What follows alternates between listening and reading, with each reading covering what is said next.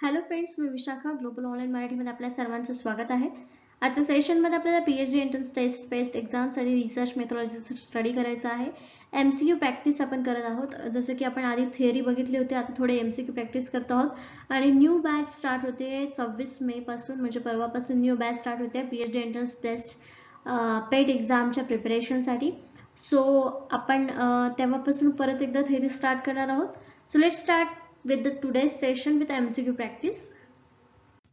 Session start करण्यापूर्वी एक important सूचना किंवा संधी आहे. त्या स्टुडंटसाठी जे स्टुडंट्स यावर्षीची एक्झाम टार्गेट करत आहेत, PhD एंट्रन्स एक्झाम टार्गेट करणाऱ्या स्टुडंट्ससाठी, जसं की आपल्याला माहिती आहे 50% सिलेबस हा पूर्णपणे रिसर्च मेथॉलॉजीवर असतो कुठल्याही पेट एक्झामसाठी. तसंच या पेट एक्झामचा म्हणजे SGBA युनिव्हर्सिटीचा देखील पॅटर्न जो आहे तो 50% रिसर्च मेथॉलॉजीवरचा आहे. तर त्यासाठी आम्ही एक फुल कोर्स घेऊन आलो आहोत, जो तुम्हाला गॅरंटीड सिलेक्शन मिळवून देणार आहे. या फुल कोर्समध्ये आम्ही तुम्हाला मिळवून देणार आहे संपूर्ण अभ्यासक्रम, मॉक टेस्ट, संपूर्ण अभ्यासक्रमावरील notes, video lectures plus live lectures, त्याच्यानंतर 1500 प्लस MCQ PDF सरावासाठी. सराव सगळ्यात आवश्यक असतो तुमचा स्टडी झाल्यानंतर, त्यासाठी ही PDF देखील त्याच्यामध्ये इन्क्लूड करण्यात आलेली आहे. या फुल कोर्सची फीस आहे 699 रुपये आणि इकडे दिलेल्या व्हॉट्सअप नंबरवरती मेसेज करून लगेचच तुम्ही कोर्सला जॉईन होऊ शकता आणि आपल्या प्रिपरेशनला स्टार्ट करू शकता without any hesitation. So let start with the session. सुरू करूयाचा पहिला प्रश्न. What is a legal report? कायदेशीर अहवाल काय आहे किंवा कशाला म्हणतात? ऑप्शन्स दिलेले आहेत, त्यापैकी आपल्याला सांगायचं की लीगल रिपोर्टचा नक्की अर्थ काय आहे. ऑप्शन्स आहेत a report which deals specifically with a legal problem, एक अहवाल जो विशेषतः कायदेशीर समस्या हाताळतो. B, it's a brief statement of most significant facts necessary for the investigation, तपासणीसाठी आवश्यक असलेल्या सर्वात महत्त्वपूर्ण तथ्यांचे एक संक्षिप्त विधान आहे. आणि सी, बोथ ए अँड बी, म्हणजे अ आणि ब दोन्ही पर्याय, आणि डी फक्त ए. त्याचं करेक्ट आन्सर जे आहे ते आहे सी, म्हणजे बोथ ए अँड बी. का तर लीगल रिपोर्ट म्हटल्यानंतर तो कायदेशीर समस्या हाताळण्यासाठी उपयुक्त आहे किंवा तो हाताळतो म्हणून. आणि दुसरं, तो तपासणीसाठी आवश्यक आहे किंवा ते तथ्यांचं संक्षिप्त विधान आहे, हे देखील स्टेटमेंट बरोबर आहे. म्हणून हे दोन्ही स्टेटमेंट ज्याच्यामध्ये आन्सर मध्ये आहेत ते ऑप्शन आपलं करेक्ट आन्सर आहे. Both A and B options are correct. A report which deals specifically with a legal problem is said to be a legal research. In short definition आपण सांगू शकतो की reports deals with specifically with a legal problem. हा आपला word जो आहे legal problem is said to be legal research किंवा legal problem. An official or formal statement of facts or proceedings. For example, one kind of report is a formal statement in writing mode. Writing made to court by and master a clerk or a referee who has been appointed to inquire into a particular matter for the court. तर court मध्ये कसं legal information जे असते ती एका व्यक्तीद्वारे लिहिली जाते, ती सगळी लीगल इन्फॉर्मेशन असं आपण म्हणतो. तर रिपोर्ट मध्ये देखील आपण लीगल रिपोर्ट काय देत असतो, तर लीगल प्रॉब्लेम विषयी त्याच्यावरती माहिती देत असतो, इन्फॉर्मेशन देत असतो. तर आपल्याला समजलं लीगल रिपोर्ट कशाशी रिलेटेड आहे, लीगल प्रॉब्लेमशी रिलेटेड आहे किंवा लीगल क्वेश्चनशी रिलेटेड आहे असं आपण म्हणू शकतो. नेक्स्ट क्वेश्चन बघतो आपण सेकंड नंबरचा.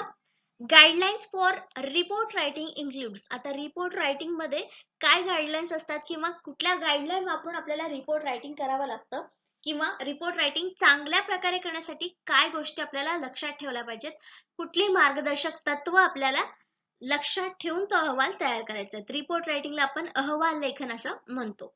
तर काय गाईडलाईन्स आहेत दिलेल्या ऑप्शन्स पैकी. Knowledge of the research material, संशोधन साहित्याचं ज्ञान असावं, ही गाईडलाईन आहे आपल्याला रिपोर्ट लिहिताना. कुठल्याही गोष्टीचं नॉलेज असेल तरच आपण त्यावर काहीतरी लिहू शकतो, म्हणजे ए ऑप्शन देखील इथे करेक्ट आहे. नंतर B option, organising of research material, संशोधन साहित्याचं आयोजन करणं. कुठलंही व्यवस्थित साहित्य आपल्याकडे असेल तर त्याचं आयोजन केलं तर ते आपल्याला व्यवस्थित आत्मसात करता येतं. अस्ताव्यस्त गोष्टी आपल्याला व्यवस्थित मांडता येतील किंवा आपल्याला ते समजून घेता येईल का, नाही. रफ ड्राफ्ट, उग्र मसुदे किंवा कच्चा मसुदा ज्याला आपण म्हणतो, ते तयार करावे लागतात अहवाल लिहिण्याच्या आधी. हे आपलं एक तत्व आहे असं म्हणू शकतो. हो, जर रफ ड्राफ्ट आपण आधी तयार केला तर आपल्याला चांगला ड्राफ्ट म्हणजे चांगला अहवाल लिहिण्यासाठी मदत होऊ शकते, पॉइंट्स मिळू शकतात. म्हणजे ए, बी आणि सी आतापर्यंतचे ऑप्शन्स आपल्याला करेक्ट मिळालेले आहेत किंवा तत्व जे आहेत ती करेक्ट मिळालेले आहेत. गाईडलाईन्स चांगल्या आहेत रिपोर्ट रायटिंगसाठी. मग इथे ऑप्शन आपल्याला ई दिसते की ऑल ऑफ द अबो आहे, तरी पण आपल्याला डी ऑप्शन इथे करेक्ट आहे की नाही चेक करायचं आहे. Bibliography, foot notes and head notes, ग्रंथसूची, तळटीप आणि हेड नोट्स हे जे काय आहे हे सगळं आपल्याला अहवाल लिहिण्यासाठी मार्गदर्शक तत्व आहेत किंवा मार्गदर्शक ठरतात. हे पण बरोबर आहे आपल्याला. म्हणजे option A, B, C, D all of the options are correct. मग इथे करेक्ट ऑप्शन काय असणार आपला E, all of the above. वरील सर्व ज्या गोष्टी आहेत मार्गदर्शक तत्वामध्ये समाविष्ट आहेत. कशाच्या मार्गदर्शक तत्वामध्ये समाविष्ट आहेत? अहवाल लेखनाच्या. Guidelines for report writing includes all of the above. इथे काही अजून गाईडलाईन्स आहेत for report writing. Write as you speak, जसं तुम्ही बोलत आहात तशा प्रकारे लिहिण्याचा प्रयत्न करा. Avoid empty words. Empty words म्हणजे तिथे काहीही शब्द आठवत नाहीये म्हणून ज्याला त्याला असं वापरून चालणार नाही, तिथं प्रॉपर वर्ड वापरला पाहिजे. Use descending order of importance. Importance जो आहे तो डिसेंडिंग ऑर्डरने पाहिजे, म्हणजे पहिले जो आहे तो चांगला असायला पाहिजे, त्याच्यानंतर कमी इम्पॉर्टंट, त्याच्यानंतर कमी इम्पॉर्टंट, डिसेंडिंग ऑर्डरने हा वापरला पाहिजे. Use the active voice. Active voice आपण तिथे वापरला पाहिजे. ऍक्टिव्ह व्हॉइस आणि पॅसिव्ह व्हॉइस रिटर्न मधला. Keep sentence short. सेंटेन्स जे आपण वापरणार आहे ते शॉर्ट वापरले पाहिजे, समजायला सोपे असले पाहिजे. Don't try to impress. फक्त इम्प्रेस करण्यासाठी लिखाण करू नका. ते लिखाण जे केलेलं आहे आपण ते समजलं पाहिजे. ज्याला आपण हा रिपोर्ट वाचायला देणार आहे किंवा जो रिपोर्ट आपला वाचणार आहे त्याच्यासाठी हे समजणारं पाहिजे, इम्प्रेसिव्ह नाही. म्हणून don't try to impress, write to express. म्हणजे तुम्हाला एक्सप्रेस करण्यासाठी तुम्ही लिहा, इम्प्रेस करण्यासाठी नाही. Get facts 100% right. जे फॅक्ट्स आहेत, सत्य आहेत ते 100% राईट आहेत ते तुम्ही मांडा रिपोर्ट रायटिंग मध्ये. बी अनबायस्ड अँड ओपन. तर मेन मुद्दा जो आहे आपल्याला रिसर्च मध्ये किंवा रिसर्चरला किंवा रिपोर्ट रायटिंग करताना रिसर्चरला लक्षात ठेवायचं आहे, आपण अनबायस व्हायचं नाहीये, अनबायस राहायचंय आणि ओपन राहायचंय. बायस होऊन चालणार नाही, म्हणजेच पक्षपाती होऊन चालणार नाही. मी पक्षपातीपणे आपल्याला हे सगळे रायटिंग्स करायचे आहेत, तेव्हा ते सगळ्यांना उपयुक्त ठरणार आहे. नेक्स्ट क्वेश्चन बघतो आपण थर्ड नंबरचा. बिब्लिओग्राफी इज, ग्रंथसूची आहे किंवा या ऑप्शन्स पैकी त्याला कशाला आपण बिब्लिओग्राफी किंवा ग्रंथसूची म्हणू शकतो हे आपल्याला सांगायचं आहे. ऑप्शन्स आहेत at the end of the study arrange in alphabetical order. याला बिब्लिओग्राफी म्हणतात का? जे शेवटी अरेंज केलेले असतात अल्फाबेटिकल प्रमाणे. का? एनीवेअर इन द स्टडी, अभ्यासात कुठेही दिलेली असते bibliography. Beginning of the study, अभ्यासाच्या सुरुवातीला असते. Not necessary to be included, समाविष्ट करणे आवश्यक नाही. तर बिब्लिओग्राफी समाविष्ट करणे आवश्यक नाही हे ऑप्शन तर पहिले चुकीचे, आपण हे काढून टाकणार, डी ऑप्शन आहे. तर तीन पैकी कुठलं करेक्ट ऑप्शन आहे बिब्लिओग्राफीच्या संदर्भात? तर बिब्लिओग्राफी नेहमी शेवटी असते, अभ्यासात कुठेही नसते, मग हे ऑप्शन चुकीचं आहे. किंवा सुरुवातीला असते, हे पण चुकीचं आहे. मग एकच ऑप्शन आपल्याला इथे दिसते की ऍट द एंड, शेवटी असते आपल्याला माहिती आहे, पण ते अरेंज अल्फाबेटिकली करतात की नाही हे आपल्याला जर माहित नसेल तर बाकीचे ऑप्शन्स गाळून आपल्याला करेक्ट ऑप्शन चॉईस करता येतील, आणि ते आहे ए, की ते अल्फाबेटिकल ऑर्डर मध्ये अरेंज केलेले असतात आणि अभ्यासाच्या शेवटी दिलेले असतात, त्याला आपण बिब्लिओग्राफी म्हणतो, म्हणजेच ग्रंथसूची म्हणतो. A bibliography is a list of all of the sources you have used. तर bibliography म्हणजे नेमकं काय? तर जे सोर्सेस आपण यूज केलेले आहेत आपल्या रिसर्च मध्ये त्याची लिस्ट म्हणजे bibliography. Whether referenced or not in process of researching your work in general, a bibliography should be included. मग तुम्ही त्याचा रेफरन्स घेतला असेल की नाही, पण तेव्हा तुम्ही शोध घेता तुमच्या कामासाठी, तेव्हा तो बिब्लिओग्राफी म्हणजे एखादं बुक आपण वापरतो, मग त्याला बिब्लिओग्राफी मध्ये आपण इन्क्लूड केलं पाहिजे. मग बिब्लिओग्राफी लिहिताना आपण त्याच्यात नेमकं काय लिहायला पाहिजे? फर्स्ट जे आहे ते लिहायचं असतं ऑथर्स नेम, नंतर title, the name and the location of the companies that publish your copies of the sources, dates your copies were publish, जे पब्लिश झालेली गोष्ट आहे किंवा जे आपण रेफर केलेलं आहे त्याची डेट किंवा copy, the page number of your source, म्हणजे जो सोर्स आपण घेतलेला आहे तो कोणत्या पानावरून कुठल्या पेजवरून घेतलेला आहे. तर या 5 गोष्टी आपल्याला बिब्लिओग्राफी लिहिताना लिहाव्या लागतात. असे कितीतरी आपण बुक्स किंवा ग्रंथ वापरतो आणि त्याचा रेफरन्स करताना मग आपण अल्फाबेटिकल ऑर्डर मध्ये हे बिब्लिओग्राफी मांडत असतो. The basic format for a book citation requires listing the author's name. Author's name, the basic काय आहे याच्यामध्ये आपल्याला ऑथर्स नेम जे आहे ते बेसिक आहे असं आपल्याला लक्षात ठेवायचं आहे. The title of book, authors name नंतर टायटल बुकचं असं कुठलेही अंदाजे लिहून चालणार नाही. जर आपण खरंच वाचलं असेल, रेफरन्स घेतला असेल, तर आपल्या लक्षात येईल की बुकचं नाव, त्याच्यानंतर ऑथरचं नाव हे आपल्याला तिथे कंपल्सरी लिहायचं आहे. द पब्लिशर्स नेम, कुठल्या पब्लिशरने ते पब्लिश केलेलं त्याचं नाव. द डेट ऑफ पब्लिकेशनची डेट काय आहे ती सुद्धा आपल्याला इथे पब्लिश करावी लागते. Edited books when cited in full will list the editor's name instead of an author's name. जर एडिटर बुक आपल्याला माहिती आहे की अनुवाद केलेल्या बुक्स असतात काही, तर त्यावेळेस आपण ऑथरच्या नावाच्या ऐवजी एडिटरचं नाव लिहायचं असतं, नेम लिहायचं असतं.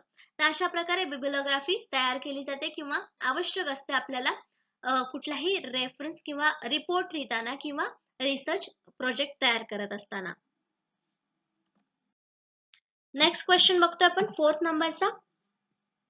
Which of the following become the initial part of report? खालीलपैकी कोणता अहवालाचा प्रारंभिक भाग बनतो? अहवाल रिपोर्ट जो आपण लिहितो त्याचा सुरुवातीची स्टेज काय आहे, इनिशियल पार्ट मध्ये काय येतं किंवा काय असतं हे आपल्याला सांगायचं आहे. ऑप्शन्स आहेत preface, foreword, table of cases, list of abbreviation, all of the above. तर आपण सुरुवातीला जर पहिल्यांदाच बघत असेल की रिपोर्ट काय आहे किंवा रिपोर्टच्या प्रारंभिक भागात काय असतं, तर त्यांच्यासाठी एक करेक्ट ऑप्शन सांगते, ते आहे E, all of the above. ह्या सगळ्याच गोष्टी ज्या असतात त्या आपल्याला अहवालाच्या प्रारंभिक भागामध्ये येत असतात. आपण कुठलंही बुक वाचतो किंवा काय वाचतो तर त्याच्यामध्ये आपल्याला काय दिलेलं असतं, प्रस्तावना दिलेली असते, त्याच्यानंतर बुकमध्ये काय काय आहे ते दिलेलं असतं, त्याच्यामध्ये या टेबल्स दिलेले असतात, टेबल्सचे नंबर्स दिलेले असतात, पेजवरती असे दिलेले असतात टेबल्स ऑफ केसेस. नंतर लिस्ट ऑफ ॲब्रिव्हिएशन, जे शॉर्टकट्स वापरलेले आहेत बुकमध्ये किंवा काही अर्थ दिलेले असतात शब्दांचे ते सुद्धा दिलेले असतात. तर अशा प्रकारे जो इनिशियल पार्ट असतो रिपोर्टचा त्यामध्ये ह्या सगळ्या गोष्टी इन्क्लूड केलेल्या असतात. There are 4 different stages of report writing which are named as. इथे आपल्याला सांगितलेलं आहे की 4 डिफरंट स्टेजेस आहेत रिपोर्ट रायटिंगचा. त्याच्यामध्ये सुरुवातीला आहे इन्व्हेस्टिगेटिंग, नंतर प्लॅनिंग, मग रायटिंग आणि नंतर रिवायझिंग. and each stage makes us more efficient regarding report writing. Report writing करताना कुठल्याही विषयाविषयी आपल्याला आधी तपासणी करावी लागते, त्याच्यावरती मग प्लॅनिंग बनवावं लागतं की काय काय करायचं आहे, आणि प्लॅनिंग झाल्यानंतर मग आपण काय करतो, त्याच्यावर रायटिंग सुरू करतो, लिहिणं सुरू करतो, आणि लिहून झालं की मग त्याच्यावरती आपण रिवाइज करतो की आपलं लिखाण हे बरोबर झालं आहे की नाही, ह्याच्यामध्ये काही कमी आहे का, किंवा जे आपण रेफरन्स यूज केलेले आहे ते तिथे लागू होत आहेत का, या सगळ्या गोष्टी मग आपण रिवायझिंग मध्ये करत असतो. ह्या 4 स्टेप्स आपल्याला इथे कंप्लीट कराव्या लागतात रिपोर्ट रायटिंग मध्ये. पहिले आहे इन्व्हेस्टिगेटिंग, नंतर सेकंड येते मग प्लॅनिंग, थर्ड येते रायटिंग, जे काही आपण प्लॅनिंग केलेलं आहे त्याच्याबद्दल किंवा जे आपल्याला मिळालेलं आहे त्याच्याबद्दल रायटिंग, आणि मग फोर्थ लास्ट येतं रिवायझिंग, जे काही आपण लिहिलेलं आहे ते रिवाइज करायचं. ह्या 4 स्टेप्स इथे आपल्याला रिपोर्ट रायटिंग मध्ये लक्षात ठेवायचं आहे. नेक्स्ट क्वेश्चन बघतोय 5th नंबरचा. The conceptual framework and background of research which will become the source for formulation of hypothesis is known as. संशोधनाची वैचारिक चौकट आणि पार्श्वभूमी जी परिकल्पना तयार करण्यासाठी स्त्रोत बनेल म्हणून ओळखली जाते. तर हा प्रश्न जो आहे तो आजच्या आपल्या टॉपिकशी जास्त रिलेटेड होत नाहीये, पण हा क्वेश्चन थोडा वेगळा वाटला म्हणून मी घेतला. जो आपला सिलेबस आधी झालेला आहे त्याच्यामधला आहे, जो आपला ओळखीचा सिलेबस आहे, म्हणजे झालेला क्वेश्चन आहे, उत्तर मी डायरेक्ट सांगू शकत नाही म्हणून थोडस गडबड आहे की कसं सांगायचं. पण मग आपल्याला इथे प्रश्न समजून घेतला पाहिजे की संशोधनाची एक वैचारिक चौकट आहे, वैचारिक चौकट, कन्सेप्च्युअल फ्रेमवर्क आणि बॅकग्राऊंड आहे रिसर्चचं. तर तो सोर्स कुठला होईल ज्याच्यामुळे आपण हायपोथेसिस तयार करू शकतो. तर हायपोथेसिस आपण कुठल्या गोष्टींवर तयार करतो? ऑप्शन्स पैकी बघूया. Methodology, review of literature, data analysis, none of the above. तर नन ऑफ दी अबो तर ऑप्शन नाही आहे, कारण ह्या 3 ऑप्शन पैकी एक तरी आन्सर आपल्याला इथे मिळणार आहे. तर करेक्ट आन्सर इथे असणार आहे बी, रिव्ह्यू ऑफ लिटरेचर. हायपोथेसिस आपण लिटरेचर रिव्ह्यू केल्यानंतरच करतो ना, त्याच्यावरूनच आपल्याला आयडिया येते हायपोथेसिस कसे केले पाहिजेत. म्हणून इथे आपला करेक्ट आन्सर काय आलेला आहे बी, रिव्ह्यू ऑफ लिटरेचर, साहित्याचा आढावा. डेफिनेशन आहे अ लिटरेचर रिव्ह्यूची. तर लिटरेचर रिव्ह्यू म्हणजे नेमकं काय? सर्वे books, scholarly articles and any other sources relevant to the particular issue area of research, जो रिसर्च आपण करणार आहे त्याच्याविषयीचा पर्टिक्युलर इश्यू विषयी जी काही आपण माहिती करतोय घेतोय सर्वे बुक्स बघतोय म्हणजे ऑलरेडी त्याच्यावर कोणी सर्च केलेलं आहे त्याला आपण रिव्ह्यू ऑफ लिटरेचर असं म्हणतो. त्याच्यामध्ये थेअरी पण येऊ शकतात. And by so doing provides description, summary and critical evaluation of this work in relation to the research problem being investigated. म्हणजे रिसर्च प्रॉब्लेम हा तपासणी करण्यासाठी आपण रिव्ह्यू ऑफ लिटरेचर करतो, म्हणजे त्यावर ऑलरेडी कोणी काय लिखाण केलंय का हे करतो. हे यासाठी आपण लिटरेचर रिव्ह्यू करत असतो. ही डेफिनेशन स्मॉल म्हणजे आपल्याला समजलेले आहे, थोडे हार्ड वर्ड वापरलेले आहेत पण सिंपल वर्ड्स मध्ये देखील आपण ही डेफिनेशन मांडू शकतो. तर लिटरेचर रिव्ह्यू. नेक्स्ट क्वेश्चन आपण बघतोय 6 नंबरचा. Appendices to the report includes. अहवालाच्या परिशिष्टात हे समाविष्ट असते. अहवालामध्ये परिशिष्ट असतात, जसं बुक्स मध्ये आपल्याला परिशिष्ट दिसतात तर त्याच्यामध्ये अहवालामध्ये देखील आपल्याला परिशिष्ट मांडावं लागतं. आणि त्याच्यामध्ये काय समाविष्ट असतं? ऑप्शन्स आहेत क्वेश्चन आयर्स प्रश्नावली, सॅम्पल इन्फॉर्मेशन नमुना माहिती, मॅथमॅटिकल डेरिव्हेशन्स गणितीय उत्पत्ती आणि ऑल ऑफ द अबोव्ह वरील सर्व. त्याचे करेक्ट आन्सर जे आहे ते आहे D, all of the above वरील सर्व गोष्टी ज्या आहेत त्या परिशिष्टात मांडाव्या लागतात. क्वेश्चन्स कुठले कुठले विचारलेले आहेत म्हणजे त्याची क्वेश्चन आहे सॅम्पल इन्फॉर्मेशन, जे काय माहिती आपण नमुना माहिती घेतलेली आहे, नमुने कुठले कुठले निवडलेले आहेत त्या सगळ्याची इन्फॉर्मेशन आपल्याला परिशिष्टामध्ये मांडावी लागते किंवा कुठल्या पेजवरती आपण ते सगळे केलेलं आहे ते तिथे द्यावं लागतं. मॅथमॅटिकल डेरिव्हेशन्स कुठले कुठले यूज केलेले आहेत त्यासाठी कुठले पेजेस आपण ते दिलेले आहेत हे आपल्याला परिशिष्टात मांडावे लागतात. म्हणून इथे करेक्ट ऑप्शन काय आलं आपलं D, all of the above वरील सर्व गोष्टी या अहवालाच्या परिशिष्टात समाविष्ट असतात. अपेंडिसेस काय सांगतात? Appendices contains material that is too detailed to include in the main report. Main report मध्ये ह्या ज्या गोष्टी ज्या आहेत त्या आपल्याला खूप डिटेल मध्ये सांगणं कठीण असतं, तर त्यासाठी आपण हे जे आहे अपेंडिसेस वापरत असतो. Such as long mathematical derivation and calculation, detail technical drawings और tables of raw data. Raw data जो आपण वापरलेला आहे आपल्या रिसर्च मध्ये तो आपण प्रत्येक वेळी रिपोर्ट मध्ये मांडू शकत नाही, मग त्यासाठी आपण हे अपेंडिसेस वापरत असतो आणि तिथे ह्या सगळ्या गोष्टी टाकत असतो. The content should be summarise and refer to the appropriate point to the body of the report. तर हे जो कंटेंट असतो याच्यामध्ये भरमसाठ उरलेला कचरा सगळा आपण टाकायचा नसतो, त्याच्यामध्ये अप्रोप्रिएट पॉइंट्स टाकणं गरजेचं आहे जे रिपोर्टच्या बॉडीला अप्रोप्रिएट आहेत ते पॉइंट्स, त्याला आपण अपेंडिसेस म्हणू शकतो. बुक्सच्या मागे आपल्याला भरपूर वेळेस इन्फॉर्मेशन दिलेले असतात, काही नवीन वर्ड्स आलेत आपल्याला किंवा सायन्स मध्ये नवीन टेक्नॉलॉजी विषयी काही माहिती असेल तर ही आपल्याला अपेंडिसेस मध्ये दिसत असते. कधी बुक्स रेफर केले असतील किंवा बुक्स आपण वाचले असतील त्यावेळेस आपण हे चेक करू शकतो अपेंडिसेस म्हणजे नेमकं काय हे आपण प्रत्यक्षपणे बघू शकतो. नेक्स्ट क्वेश्चन बघतोय आपण 7th नंबरचा. The purpose of bibliography is. ग्रंथसूचीचा उद्देश आहे. ग्रंथसूची आपण मांडतो, कशी मांडतो हा लास्ट क्वेश्चन मध्ये बघितलं, पण त्याचा नेमका उद्देश काय आहे, कशासाठी ही बिब्लिओग्राफी मांडली जाते प्रत्येक रिसर्च मध्ये? हाऊस म्हणून की आपले पेजेस वाढावे म्हणून? नाही, तर त्याचा काहीतरी अर्थ आहे, तर तो काय आहे ऑप्शन्स पैकी आपल्याला सांगायचा आहे.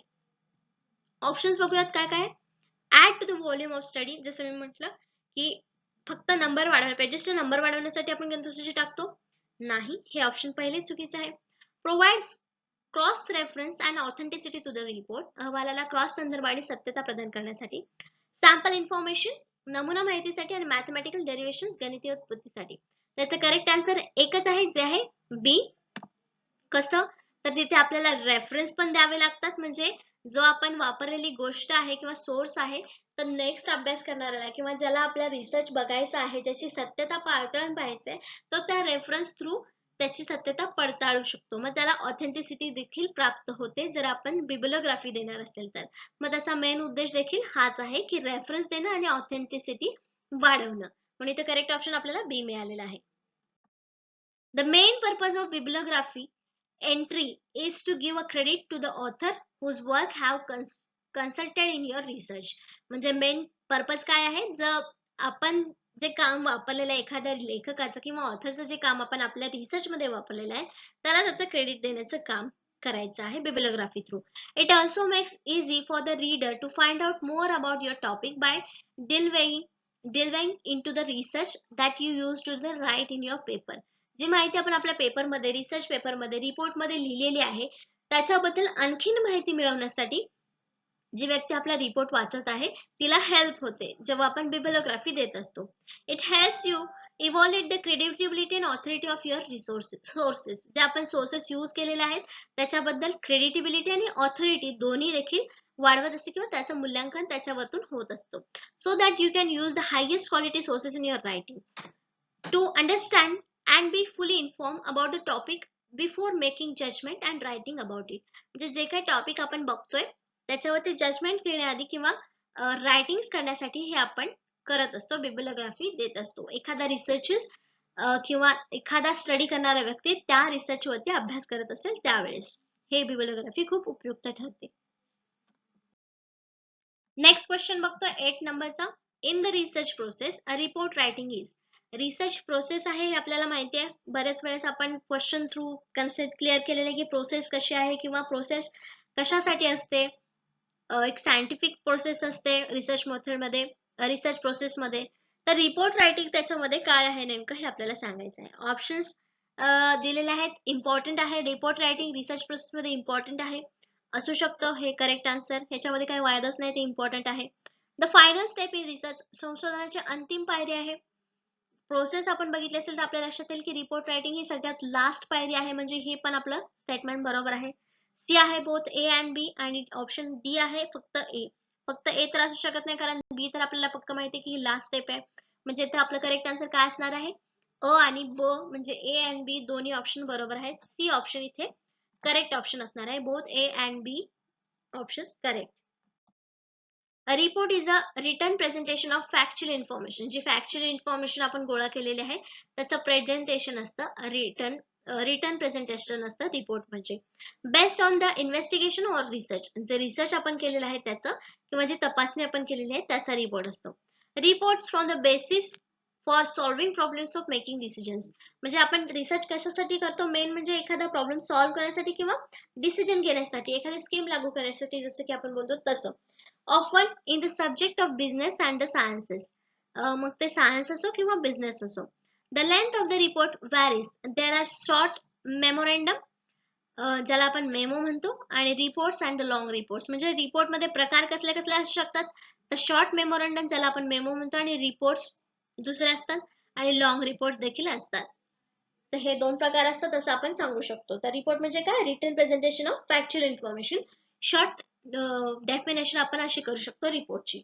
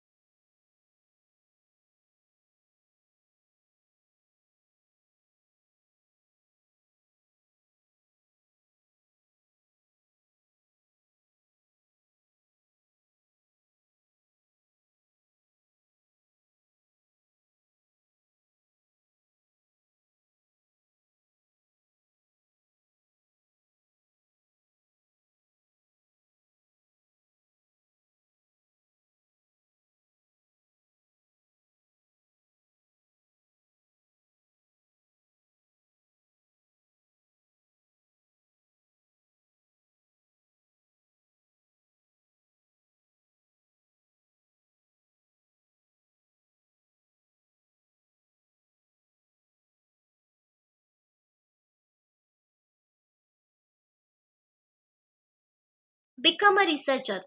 5 स्किल्स यू नीड. म्हणजे रिसर्चर बनण्यासाठी 5 स्किल तुम्हाला आवश्यक आहेत. भरपूर स्किल्स तुम्हाला आवश्यक आहेत पण मेन जे आहेत ज्याच्यावरती तुम्ही करू शकता रिसर्च जे आहे प्रोजेक्ट मॅनेजमेंट. जो आपण प्रोजेक्ट निवडणार आहे त्याच्यावरती प्रोजेक्ट मॅनेजमेंट आपल्याला व्यवस्थित जमलं पाहिजे. Every research project require a degree of project management. Handling budget. जे बजेट आहे ते आपल्याला हँडल करता आलं पाहिजे. Another key skill is learning how to effectively manage the budget. जास्त खर्च करून आपला रिसर्च जर होणार असेल आणि त्याचा काही नंतर भविष्यात उपयोग होणार नसेल तर तो खर्च वाया जाणार आहे. म्हणून हँडलिंग बजेट हे देखील एक स्किल आहे जे व्यवस्थितपणे आपल्याला वापरता आलं पाहिजे. Team leading managing. जर टीम मध्ये आपण रिसर्च करणार असेल तर टीम लीड करता आली पाहिजे. आपले जे गोल्स आहेत ते व्यवस्थित आपल्याला क्लिअर करता आले पाहिजेत. टीम कडून व्यवस्थित काम त्याच्यावर करता आलं पाहिजे. Handling data. जो डेटा आपल्याला मिळालेला आहे आपल्याला माहिती आहे त्याची गोपनीयता पाळणं हे सगळ्यात महत्वाचं असतं आणि त्यामुळे हँडलिंग डेटा हे खूप महत्वाचं काम आहे, स्किल आहे एका रिसर्चरला गुड रिसर्चर बनण्यासाठी. आयटी स्किल, आयटी स्किल म्हणजे तुम्हाला इथे प्रोफेशनल होण्याची गरज नाहीये, पण कम्प्युटर विषयीचे जे काही नॉलेज आहे ते तुम्ही बऱ्यापैकी जर घेतलं तर तुम्हाला ते एक चांगला रिसर्चर बनण्यासाठी उपयुक्त ठरणार आहे. तर अशा प्रकारचे काही 5 स्किल आहेत जे तुम्हाला चांगला रिसर्चर बनण्यासाठी किंवा रिसर्चर बनण्यासाठी आवश्यक आहेत. नीड म्हटलेलं आहे. यू नीड म्हणजे गरजेचेच आहे. नेक्स्ट क्वेश्चन बघतो आपण 10th नंबरचा. The introduction of report should state which of the following. अहवालाच्या प्रस्तावनेमध्ये खालीलपैकी कोणतं असावे किंवा कोण असावं किंवा काय असावं असं विचारलेलं आहे आपल्याला या क्वेश्चन मध्ये. दिलेले ऑप्शन्स आहेत. नेचर ऑफ द स्टडी, अभ्यासाचं स्वरूप. एम, ध्येय. सोर्सेस ऑफ इन्फॉर्मेशन, माहितीचे स्रोत. स्कोप ऑफ द स्टडी, अभ्यासाची व्याप्ती. आणि ऑल ऑफ द अबोव. तर हे ऑप्शन्स वाचतानाच आपल्या लक्षात येतं की बरेचसे सगळे ऑप्शन्स जे आहेत ते आपण इंट्रोडक्शन मध्ये इन्क्लूड करतो. आपल्या रिसर्चचा हेतू काय आहे, रिपोर्टचा हेतू काय आहे, अभ्यासाचं स्वरूप काय आहे, म्हणजेच नमुना कुठले कुठले निवडणार आहे त्याच्यामध्ये नेचर मध्ये येतं. नंतर डेटा स्रोत कुठले कुठले घेतलेले आहेत, लिटरेचर रिव्ह्यू मध्ये आपण बघणार आहोत. मग हे सी मध्ये पण सोर्सेस ऑफ इन्फॉर्मेशन मध्ये ते येणार आहे. म्हणजे आपल्याला हे चारही जे ऑप्शन्स आहेत हे चारही ऑप्शन आपल्याला इथे इंट्रोडक्शन मध्ये येतात रिपोर्ट मधल्या. इथे करेक्ट ऑप्शन आपलं काय असणार आहे, E, all of the above. वरील सर्व ज्या गोष्टी आहेत ह्या आपण रिपोर्टच्या इंट्रोडक्शन मध्ये घेत असतो, म्हणजे इथे करेक्ट ऑप्शन ई आलेलं आहे. The introduction tell us the readers what the report is about. Introduction मध्ये सगळ्या ह्या गोष्टी का असतात, कारण त्याच्यावरून आपल्याला समजतं की रिपोर्ट मध्ये काय आहे. It sets the project in its wider context. म्हणजे याच्या मोठा जो कॉन्टेक्स्ट आहे तर त्याच्यामधला प्रोजेक्ट जो आहे तो पूर्ण आपल्याला रिपोर्ट मध्ये दिसतो. And provides the background information. Background information आपल्याला रिपोर्ट प्रोव्हाइड करतो. इंट्रोडक्शन प्रोव्हाइड करतं रिपोर्टचं.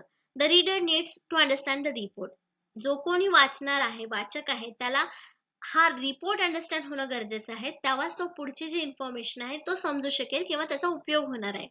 Briefly outline in the report structure, not necessary in short report.